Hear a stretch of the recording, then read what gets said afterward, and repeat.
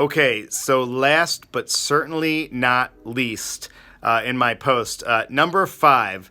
In the past, things like practice logs, videos, arrangements, and content creation would be considered additional work or value added.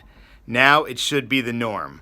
Look, nearly every lesson now, I am asking students as a part of their lesson assignments to send me a video of page so-and-so.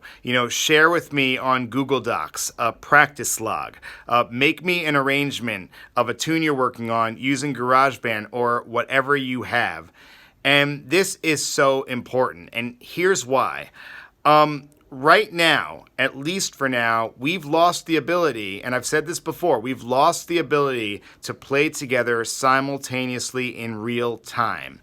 So there really needs to be like a new paradigm for achievement, and I'm working very, very hard to innovate and create that paradigm. So the thing is we are online right now. Everything is online, and content is king. That's just the reality of these lessons. So, when I ask a student to make me that video of page so-and-so from their lesson assignment, and they have to set up their phone, set up their computer, and kind of, try 3, 4, 5, 10 times to get it right and send it to me, and then we can have a dialogue about it. It's really keeping things honest, it's holding the students accountable, and it's creating this sort of conduit, in between the lessons for execution and for achievement. And look, I've been saying all along, online lessons are execution based. That back and forth has to be there. So when you're doing this kind of thing, it really creates accountability. And again, I keep saying this, it keeps things real and it keeps things honest. And that's very, very important. And like everything else on this list, if you were a student who prior to all this had trouble with follow through, if I would give you something to do between lessons, maybe I would say, can you bring this in for your next lesson, or can you make this for me? And you had trouble doing it before, you're definitely going to have trouble now, because now it's no longer a question of, oh, this is awesome, this is value added, this is something Simon's asking me to do, it's something extra. Now it has to be the norm. It has to be part of what you do, because when you do this, you can create this catalog of content that you're making for your lessons. You have your practice log, you have these videos, and you can always go back, revisit, and you can pivot off of those things to propel you forward. And that is really, really important. Again, it's accountability, it's achievement, it's a really, really positive thing.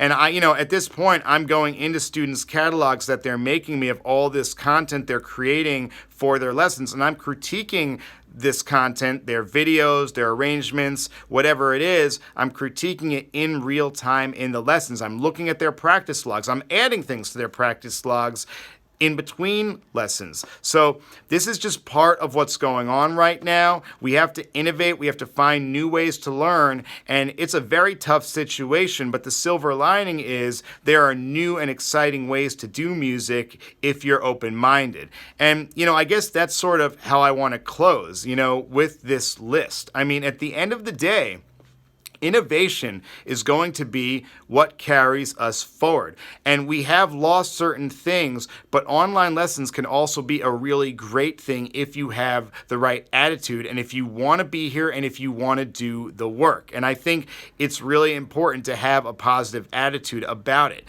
I don't want to take anything away from how challenging things are right now in the world and even in anything, but innovation is gonna carry us forward. And I'm trying really hard every day to innovate and to try to find positive ways for my students to move forward with their music and do great with their music. So, number 5, it really just brings it all together, and it really just shows that, if you're going to do all of these things, you're going to have a very, very positive experience learning online. And you're probably actually going to discover whole new things about yourself and your playing. So look, if you're an educator and you thought this was helpful, please, leave me a few comments. Let me know what you think. Maybe there's some other stuff that you want to add. I would love to hear from you. If you're a student and you're in the middle of doing online lessons and some of this stuff is resonating with you, I definitely would love to hear from you. We all have to help each other. We all have to learn how to innovate in this environment.